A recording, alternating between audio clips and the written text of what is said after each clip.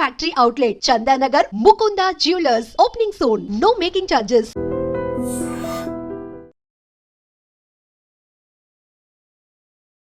నమస్కారం, welcome to I dream. ధర్మ మార్గం విత్ విజిత కార్యక్రమానికి స్వాగతం.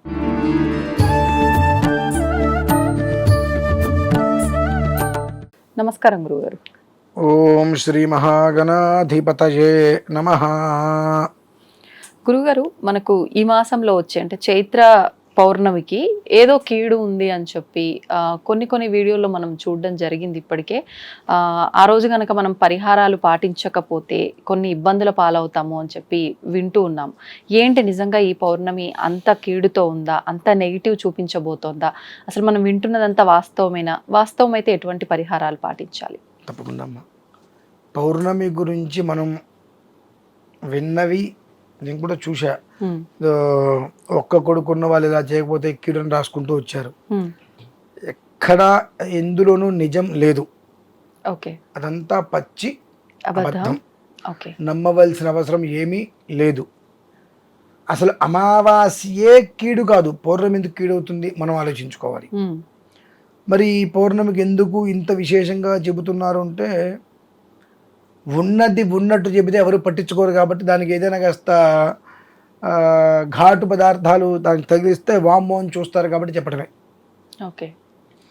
పౌర్ణమికి మామూలుగా మనకు స్వతహాగా ప్రతి ఇంటికి ఇంటి దేవత ఒకళ్ళు ఉంటారు.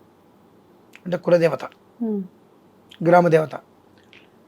వీళ్ళకి మనం ఎవ్వరము చేయాల్సిన రీతిలో ఆరాధనలు అర్చనలు చెయ్యం. కాబట్టి మనకు అనేక సమస్యలు వెంటాడుతూ ఉంటాయి. మన కులదేవతకి ప్రతి నెల ఆరాధన చేయాలి. గ్రామదేవత, మనం ఏ ఊరు వెళ్తున్నా మన పక్కన ఉన్న గ్రామదేవతకు నమస్కారం చేసుకొని వెళ్ళాలి. ఊరు నుంచి రాగానే ఇంటికన్నా ముందు గ్రామదేవతకు నమస్కారం చేసుకొని ఇంటికి వెళ్ళాలి. అది లెక్క. అది మనం ఎవరము చెయ్యము. గ్రామదేవతలు కులదేవతలకి ఆగ్రహం బాగా ఎక్కువ. దేవతలకు ఆగ్రహం దేనికండి? మీరే అన్నారు కదా, అబ్బాయి ఎప్పుడు ఆగ్రహిస్తుందా, అమ్మ ఆగ్రహించదు కదా అని. మనం కొన్ని చేయరాని పనులు చేస్తే మన కన్నతల్లి మనల్ని ఎలా అయితే కనుక దెబ్బేస్తుందో, ఆవిడ కూడా ఆ గ్రామాన్ని పరిపూర్ణంగా రక్షించే ప్రయత్నం చేస్తున్నప్పుడు, ఆవిడ నిద్రపోకుండా రాత్రి తెల్లవారులు మొత్తం తిరుగుతూ కాపాడుతున్నప్పుడు ఆవిడ్ని కనిపెట్టుకుని ఉండాల్సిన బాధ్యత ఎవరిది? మనది. అంటే ఎట్లా? నువ్వు ఊరు వెళ్తున్నావు, అమ్మ నేను ఊరు వెళ్తున్నా చెప్పి వెళ్ళిపో. ఊరు నుంచి రాగానే అమ్మ నీ దయవల్ల నేను క్షేమంగా మళ్ళీ తిరిగి ఊర్చి అని చెప్పి ఇంటికి రా, క్షేమంగా ఉంటావు. ఇది మనం చెయ్యం. అలాగే కులదేవత, మన కులాన్ని ఎప్పటికప్పుడు కూడా మన వంశాన్ని ఉద్ధరింపజేసేటువంటిది మూలాధిష్టానం. ఆ దేవతను మనం మర్చిపోతున్నాం పూర్తిగా. అసలు కులదేవత అంటే ఎవరు అనేటువంటి స్థితికి వచ్చేసాం. కొంతమందికి వెంకటేశ్వర స్వామి కులదేవత. అంటే ఎక్కువగా మన తరతరాలుగా ఏ దేవుని ఆరాధిస్తే ఆయన ఇంటి దైవం కులదైవం అవుతారా గురుగారు? ఎలా మరి? వీళ్ళ యొక్క గోత్రాన్ని అనుసరించి కులదేవత ఉంటారు. కొంతమందికి గోత్రం తెలియనప్పుడు వారి యొక్క స్వగ్రామం ఏదైతే పూర్వంలో స్వగ్రామం ఏదైతే ఉంటుందో ఆ ఆలయంలో ఉండేటువంటి దేవత ఎవరు, స్వగ్రామంలో ఆలయం ఏంటి, ఆలయంలో ఉన్న దేవత ఎవరు అనేటువంటి తీసుకుంటారు. కొంతమందికి అనువంశికంగా ఆ ఇంటి కులదేవతనే ప్రతి అక్షరంలో ప్రతి పేరులో కూడా మొదటి 2 పేర్లు 2 అక్షరాలు కలుపుకుంటూ వస్తారు, మర్చిపోకూడదని చెప్పి. కానీ కులదేవతను మర్చిపోతారు, పేరు మర్చిపోకుండా పెడతారు కానివ్వండి. అటువంటి స్థితిలో కులదేవతలకి ప్రతి నెల ఆరాధన చేయాలి ఖచ్చితంగా. మనం చెయ్యం. సంవత్సరానికి లేదా ఇంట్లో పెళ్లి చేసినప్పుడు, గృహప్రవేశం చేసినప్పుడు, ఏదో చేసినప్పుడు వెంకటేశ్వర దీపారాధన చెప్పి నామాలు పెట్టేసేసి పెడతారు మా కులదైవం అని చెప్పి. అంటే నీ గృహప్రవేశానికి నీ కులదైవం గుర్తొచ్చాడు, నీ ఇంట్లో పెళ్లి చేస్తే కులదైవం గుర్తొచ్చాడు, ఒడుగు చేస్తే కులదైవం గుర్తొచ్చాడు. అంటే కులదైవం గుర్తొచ్చేటువంటి ఫంక్షన్ చేస్తే మాత్రమే నీ కులదైవం గుర్తొస్తున్నాడు, లేదంటే నీ కులదైవం గుర్తు రావట్లా. వాళ్ళ యొక్క ఆగ్రహానికి మనం బాగా గురవుతాం. ప్రతి నెల మనం కులదైవానికి చేయాలి. కొంతమందికి వెంకటేశ్వర స్వామి, కొంతమందికి సుబ్రహ్మణ్యుడు, కొంతమందికి ఈశ్వరుడు, కొంతమందికి రాముడు, కొంతమందికి వీరరాఘవుడు, ఇలా రకరకాలుగా ఉంటూ ఉంటారు. ఇప్పుడు ఒకవేళ అంటే ఇప్పుడు మా జనరేషన్ అనుకోండి, మా పెద్దవాళ్ళు ఎవరైనా ఈ పలానా కులదైవము ఇంటి దైవం అని చెప్తేనే తెలుస్తుంది నాకు.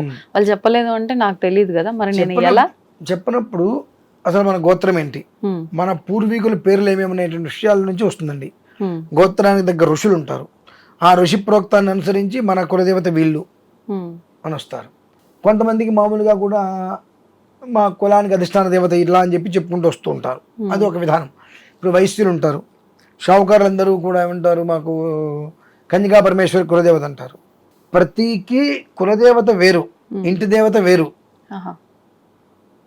ఆవిడ వాళ్ళ యొక్క కులంలో ఆవిడ ఉద్భవించింది కాబట్టి కులదేవతగా మీరు భావించారేమో, కానీ మీకు ప్రత్యేకంగా వైశ్యులందరికీ ఉండే కులదేవతగా వేరు. కానీ ఏ వంశానికి ఆ వంశ దేవత వేరుగా ఉంటుందండి. రఘువంశం వాళ్ళందరికీ రావడం అంటే ఇష్టమే, కానీ ఆ రఘువంశమునందు ఆ వంశం ఉత్పత్తికి కొన్ని కొన్ని కారణాలు ఉంటాయి. దానికి దేవత ఎవరు ఇలా పరిశీలించుకోవాలి. ఆ దేవతకి ప్రతి నెల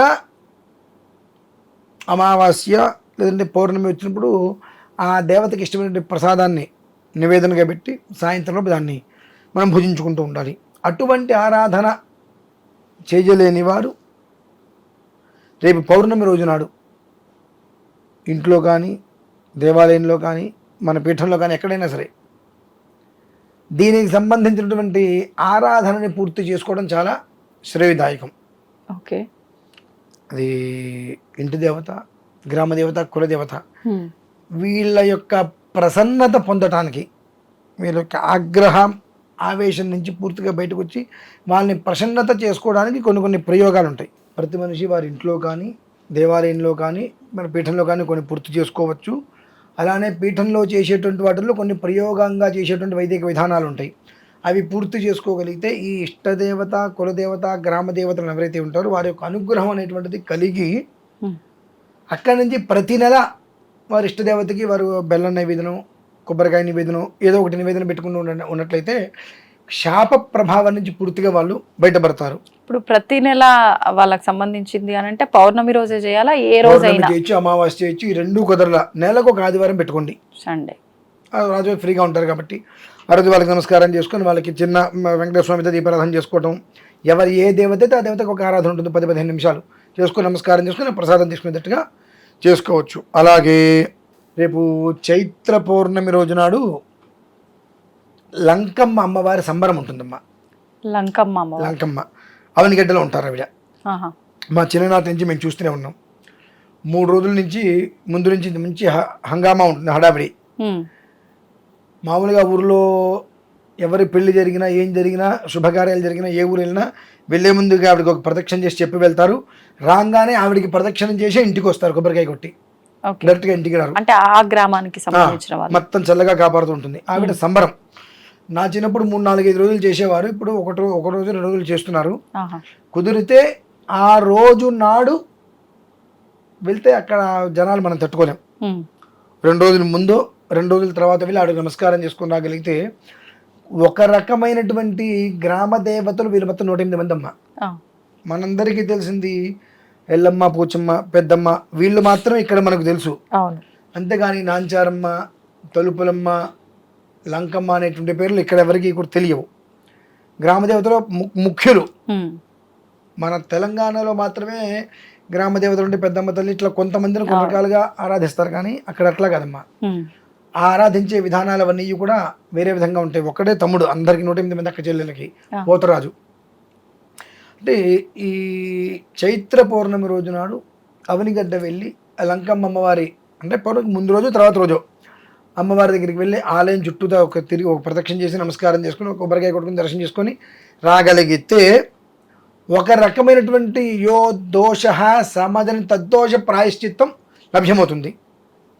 ఇక్కడ కొన్ని ప్రాయశ్చిత్తాలు చేసుకొని ఇక ప్రతి పౌర్ణమి, అమావాస్య 4 వారాలు ఏదో ఒక ఆదివారం పెట్టుకొని ఆ రోజు నాడు మన ఇంట్లో ఇష్టదేవతని, కులదేవతని ఆరాధన చేసుకోగలిగితే జీవితంలో శాపం అనేటువంటి వాటి నుంచి ఉపసంహారం జరుగుతుందమ్మా.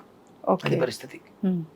ఇప్పుడు ఈ అమ్మవారు ప్రత్యేకించి ఆ గ్రామానికి సంబంధించిన దేవత కదా, అంటే మనం వెళ్ళి అక్కడ ఆ గ్రామ దేవతకు దర్శనం చేసుకొని రావటం. గ్రామ దేవత వాళ్ళు 108 మంది అక్క చెల్లెలు. ఇందులో ప్రభావ ప్రతిపాదికలు కొన్ని ఉంటాయి, వాటిని మనం తీసుకోవాలి. అంటే మూలం అంటే ఇప్పుడు చైత్రము అనేటువంటిది మనకు యుగాదికి ప్రారంభం. మొదటి 15 రోజులలో వచ్చేటువంటి విధానంలో 9 నుంచి వసంత నవరాత్రులు కూడా మనం చూస్తున్నాం. అవి అక్కడికి పూర్తవుతాయి. ఓకే. ఆ పూర్తయ్యేటువంటి పరిస్థితులలో ఏ దేవతకి, గ్రామ దేవతకి ఎక్కడైతే కనుక విశేషమైన ఆరాధన ఇవాళ, రేపు, ఎల్లుండి, లేదంటే ఒక సంవత్సరం 2 నెలలుగా కాదు, అనాదిగా కొన్ని సంవత్సరాలుగా, దశాబ్దాలుగా ఎక్కడైతే జరుగుతుందో అక్కడికి ఈ మిగిలినటువంటి 107 మంది అక్కచెల్లెలు వస్తారమ్మా. మిగిలిన మిగతా అక్క చెల్లెలు 107 అక్కచెల్లెలు కూడా అక్కడికి వచ్చి కొలువై ఉంటారు కనుక అక్కడికి వెళ్ళమంటున్నాను నేను ప్రత్యేకంగా. అంటే ఎలాగో వాళ్ళు అక్కడ సంచరిస్తూ ఉంటారు కాబట్టి వాళ్ళని కూడా దర్శనం, అంటే మనం కంటికి కనిపించకపోయినా, మన కంటికి కనిపించరు, అందరి దర్శనము మనకు లభ్యమవుతుంది. ఆ 107 అక్కచెల్లెలు కూడా అక్కడికి వచ్చినటువంటి, ప్రదక్షిణ చేసినటువంటి, నమస్కారం చేసిన వ్యక్తిని చూసి ఓకే సరే, ఎక్కడ కుదరకపోయినా, ఎక్కడ చేసినా చేయకపోయినా ఇక్కడికి వచ్చి ఉన్నాడు కాబట్టి ఇక నుంచి గ్రామ దేవతగా మనం చేయవలసింది, మనం వారికి ఒక దారిని ఏర్పరిచేద్దాం. ఇప్పుడు అక్కడికి వెళ్ళి మనం ఏదైనా విధానం ఆచరించాల్సి ఉంటుందా? ఊరికే దర్శనం దర్శనం చేయండి, కొబ్బరికాయ కొట్టండి, నమస్కారం చేసుకోండి, ప్రసాదం తీసుకుంటూ వచ్చేసేయండి, చాలు. రెండోది ఏం చేయక్కర్లేదు అక్కడ. ఈ బలి ఇవ్వాలి, అవి ఇవ్వాలి, ఏమీ అవసరం లేదమ్మా. ఆ ఒక్కటే చేయి చాలు. అంటే ఇంకా యోగంతో ఒక నిద్ర చేశారండి అంతే, అంతకుమించి చేయలేదు. అది ఒక్కటి చేయగలిగితే ఏంటంటే అక్కడ చాలా పెద్ద పెద్ద ప్రభలు వస్తాయి. మా రాత్రి తెల్లవారులు మేము పడుకునే వాళ్ళం కాదు, చిన్న చిన్న నుంచి 100 అడుగులు ప్రభలు తిప్పుతూ ఉంటారు అక్కడ అమ్మవారి దగ్గరికి. చివరి ప్రభ వీళ్ళందరికీ మేము పడుకునే వాళ్ళం కాదు, అంత కోలాహలంగా భక్తితో జరుగుతూ ఉంటుంది అక్కడ. కాబట్టి ఆ విధానంలో ఆ కోలాహలానికి ముందో తర్వాతో మనం పాల్గొని ఆ 108 మంది అక్క చెల్లెళ్ళు కొలువైనటువంటి పరిస్థితులు ఎక్కడైతే ఉంటుందో అక్కడ ఆ సమయంలో మనం దర్శనం చేసుకుని రావాలి. ఈ చైత్ర పౌర్ణమికి చిత్తా నక్షత్రంతో కూడి ఉంటుంది కాబట్టి ఉగాది నుంచి 15 రోజులు, నవమి నుంచి 9 రాత్రులకి పూర్తి విధానంలో పూర్తవుతుంది కాబట్టి ఆ సమయంలో ఏ చోట అమ్మవారికి ఇక్కడ జాతర అంటారు, అటువైపు సంబరం అంటారు, జరుగుతుందో ఆ సంబరముల దగ్గరికి వీళ్ళందరూ కూడా కొలువై ఉంటారు కనుక అక్కడికి వెళ్ళమని చెప్తున్నాను అంతే. సంతోషం గురుగారు, ధన్యవాదాలు.